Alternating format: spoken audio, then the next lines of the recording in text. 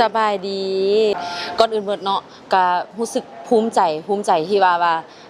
งานมาปีนี้นี่นะถือว่าใหญ่กว่าเก่าแล้วก็รู้สึกว่ามีหลายโชว์หลายกว่าเก่าแล้วนางสาวแต่ละคนนี่นะก็มีความสามารถแบบทุกคนเลยแล้วก็รู้สึกดีใจว่าดีใจที่แบบได้คนที่แบบว่าที่เฮาหมายตาไว้แน่แล้วก็ทางกรรมการเพิ่นก็เลือกได้ดีหลายแต่ว่ากรรมการก็เข้าใจเลยว่าต้องรู้สึกว่ายากใจหลายที่จะเลือกนะแต่ว่าสุดท้ายแล้วเขาก็ต้องได้เลือกเนาะก่อนอื่นหมดก็ขอยินดีนำคนที่ได้ถูกเลือกเข้ามาเฮ็ดเวียกกับกองประกวดของเฮาหวังว่าเฮาสิได้เดินทางกันไปอีกยาวไกลอยู่ แล้วก็ยังถ้าติดตามเบิ่งว่าเฮายังสิมีโครงการตัวใดที่สิได้ออกไปนำกันอีกปีนี้นี่นะเฮาจะมีการแข่งขันเพื่อให้นางสาวนี่นะได้คิดโครงการใดหนึ่งที่จะลงไปช่วยเหลือแล้วเฮาก็ได้ผู้ชนะแล้วเนาะคือโครงการนั้นแหละเฮาสิเฮ็ดให้มันได้ดีที่สุดถึงว่าอาจจะ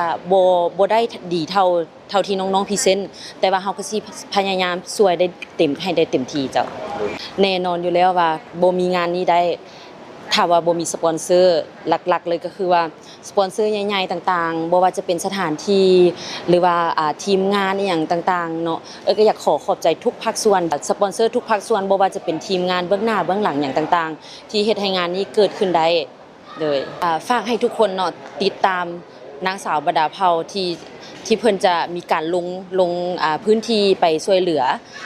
แล้วก็บ่ว่าจะเป็นงานอีเวนต์ต่างๆที่จะน้องๆนางสาวสิได้ร่วมฝากให้ทุกคนติดตามเด้อเจ้าบ๊ายบาย